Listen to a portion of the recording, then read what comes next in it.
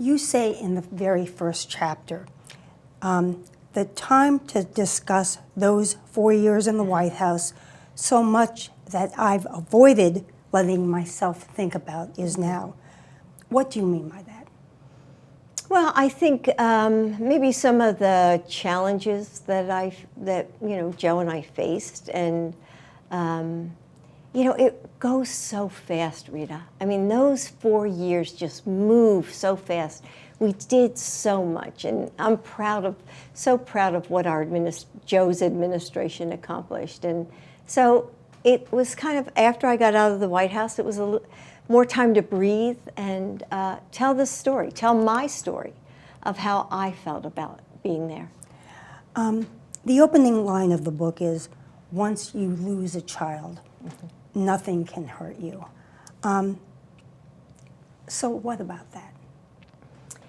So I think after we lost Bo, I felt really more resilient. I think having been through that, the pain and the loss, I think, I don't know, you just feel like if you can survive the loss of your child, nothing hurts worse than that. And of course, you and President Biden just managed to go on with your lives. And he even said that Bo was the reason that he ran for president in the first place. Yeah. So Bo always, and all our children did actually, encourage Joe to run. And, they just had such a beautiful, close relationship. Bo was in politics himself. He was Attorney General. So they had so much in common. You also say that being First Lady could be like a catch-22. Why? Well, I think it was the honor of my life. I mean, Rita, I loved every day of it, the good days and the bad days. It was just such an honor to serve the American people. And it was just a wonderful part of my life. And I'm going to ask you more about that. But, as I said, you say being First Lady could feel like a catch-22. You're encouraged to use your platform to do good, but not to be too aggressive in pursuing the policies that you want. That's true. If you know too little about what you were doing, then you were an embarrassment. If you knew too much, then you were trying to rule the world. So tell us about that. I mean, why was it hard to be First Lady? Well, I think, I couldn't overstep, I think, on what the West Wing was doing. Joe was the West Wing, I was the East Wing, and we each did we had our own interests and passions, but I was there to support what Joe did and to take it out to the people of our country. And so I think we worked together, I thought we worked together beautifully, and we were in tandem. But why did you think it was a catch-22? I mean, were you worried about how people would perceive you doing too much or not enough? You had to walk kind of a fine line. I think every First Lady has had to do that. You also say you have been accused of either having been too involved in your husband's presidency or too hands-off. Why? Well, I think toward the end, I think people pushed me to take more of a role to get Joe to step down. But Rita, it was always Joe's decision. I mean, he had to make those decisions. He had to make the decision to run or not to run. But people thought, well, you need to say this or you need to say that. No. Joe and I discussed probably everything, but in the end, on those matters, he was the one to make the decision. So what did you see as your role in the administration? My role, oh my gosh. I guess my role was, I saw myself really as the American woman in that I was working full-time. I'm the first lady to have a paying job. Outside the White House. Outside the White House, and I taught English at a community college, and which I loved. And then I had my role as First Lady. So I guess it was just trying to, I don't know, balance it all. And it was amazing. It was extraordinary. You know, it feels like ancient history because when you first came into the White House, it was the height of the pandemic. Oh, yes. So tell me about that. I mean, you know, I think most Americans like try to forget that chapter of America's life because it was so hard to live through a pandemic.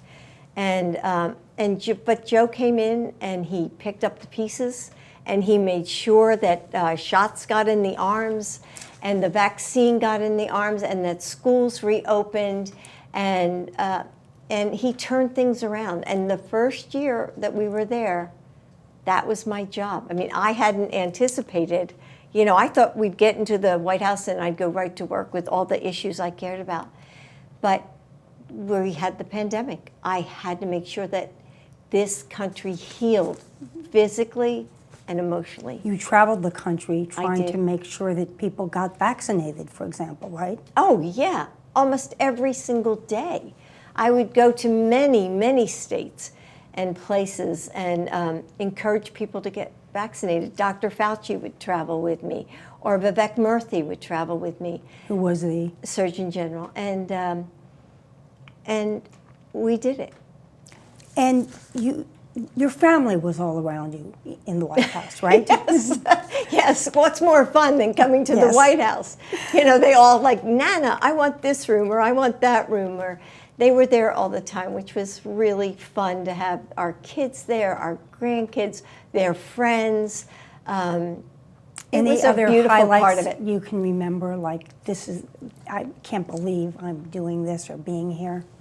I think every day I felt that way. You felt that way Every day. single day. When I opened my eyes, I would think, I cannot believe we're here. You talked about many of your husband's successes, the Build Back Better, passing the first major gun legislation in 30 years. You also say, when Joe and I moved into the White House in January 2021, it felt as though we had the wind at our back. And then within a few months, the wind shifted. There were lots of things that happened in that time. There was Afghanistan, Russia's invasion of Ukraine. And why do you think it shifted? Because of the reasons you just named. Also, was there a shift in Congress, do you think? Oh Also? my gosh, yes. I mean, we had, you know, a Republican Congress, and well, it was, let's just say, when Joe started in politics, all during his Senate years, and even some into the vice presidency, Republicans and Democrats respected one another. You know, yes, they had differences of opinion, but they never let it get personal. There were never personal attacks on one another. And I think that's a big change of, you know, what we see today, where it's so personal and so mean and vindictive a lot of times. And why is that necessary? I didn't grow up like that. Joe didn't grow up like that. You know, these are the people we elected, and I think there has to be more civility. You know, you said at one point in the book, people thought he was protected, he was living in a bubble, but he saw, you know, the writing on the wall, the bad news everywhere. He did. He watches news constantly. So he wasn't living in any He wasn't bubble. living in a bubble, no. Why do you believe President Biden ultimately decided not to run in 2024? Because he didn't have the support of the Democratic Party. And so he made the decision not to. And so he met with his top advisors. How that day unfold? Well, it was at the beach, and his advisors... You have a house at the beach. We have a house at the beach, yeah. And so many of them came in and you know, discussed it with Joe and offered their thoughts and opinions, and ultimately, he decided that night. He said, so okay, if I decide not to continue, how will this roll out? And the family still wanted him. You wouldn't give an opinion. But That's right. He was hearing from other members of the family, Yeah. run, Joe, run, Yeah, right? yeah. Our kids, really wanted him to stay in because they were hearing from people, in Philadelphia or people that weren't in the Washington bubble. They were hearing people from wherever they were, people calling them from all across the country, tell them to stay in, tell them to stay in. So, my kids were, they wanted him to stay in. So he decided that he was going to drop out. That's right. It was Sunday, July 21st, 2024. Before your husband made the announcement, he called Vice President Harris Yes. to tell her what he had decided. And you said almost as soon as he gave her the news, she demanded that he endorse her right away. And did you think something was off about that? I'm sure she thought about it.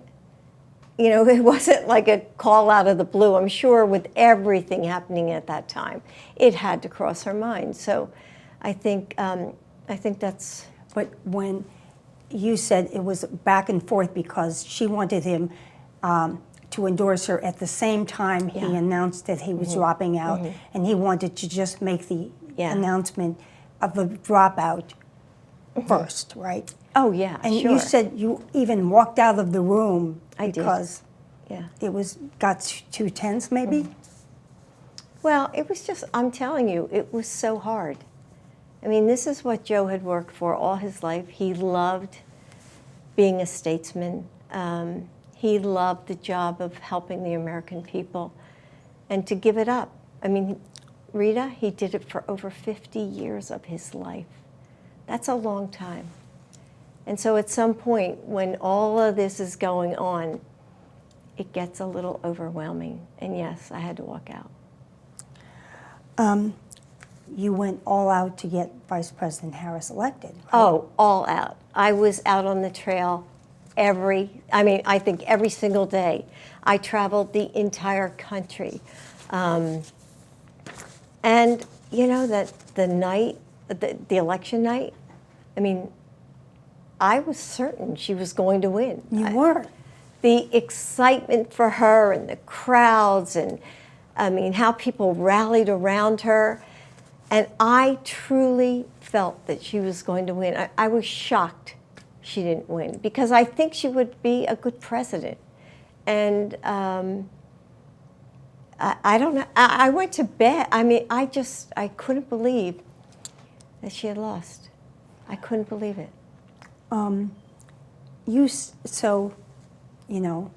You had to leave the White House. Yeah. We weren't going to stay there. It's only the four-year term.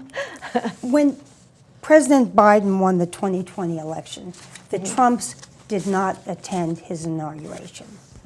Why did you decide to attend the inaugural for President Trump? Because, there are certain traditions that we have in our country that Joe and I respect.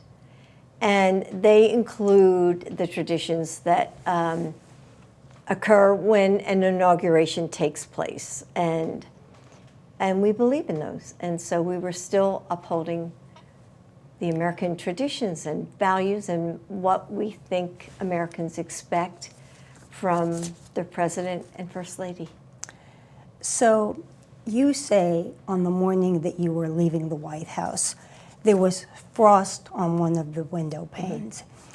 And you said you wrote a message with your finger where no one would find it for a while, maybe the people who cleaned the glass. But then you say, should I let it remain or shouldn't I?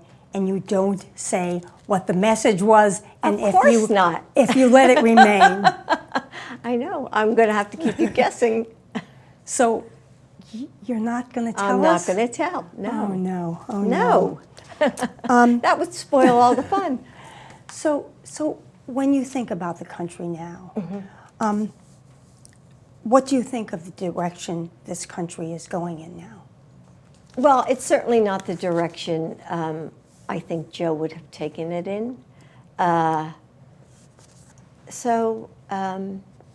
But what I tell people is to still have hope that things are going to get better, and to keep working for what we always believed in, democracy and tradition, and just the American values that I think we all hold. I think they're going to come back. What's your bet on the midterms? Oh my gosh, I think we're going to do well in the midterms. I do. Democrats. Yes, I have a lot of hope. I want to ask you this one more time because I just want to get the sense. As I said, I think this is the essential question that people are going to want to know from you is, have you ever seen signs of mental decline in your husband? Mental decline, not No. physical, mental. No. I mean, I've seen aging. I've seen him slow down, like I said, but no.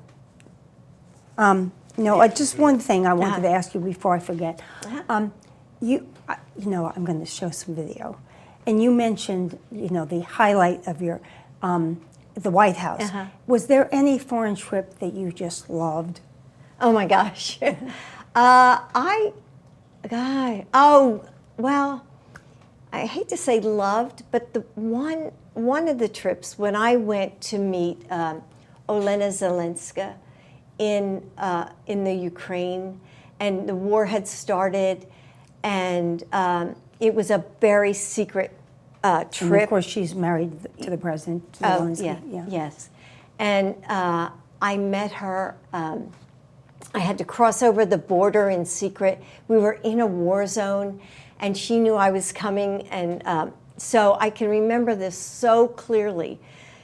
My car pulled up, her car pulled up, and we both got out of the car, and just instinctively, we just ran toward each other and hugged. And I said, I'm here to show the support of the American people. And she knew that.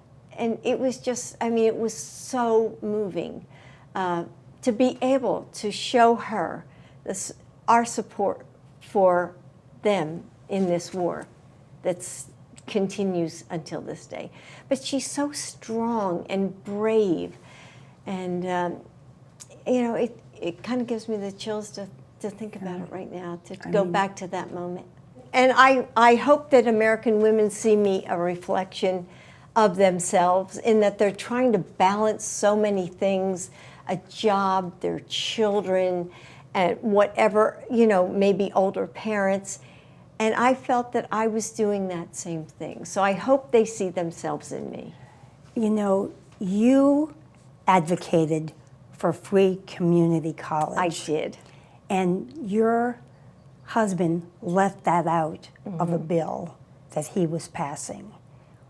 Did that give you any pause, and did you have words with him about that? Oh, God, no. No, I didn't have words with him. It was a trade-off, as it turned out. And, I'm sorry that we didn't get free community college, but the choice was putting the money into early childhood education or free community college. And even though I desperately believe in free community college, I know as an educator that if a child does not get a good beginning, a good start, that that they have trouble catching up all the way through their years of education. So I had to make that choice.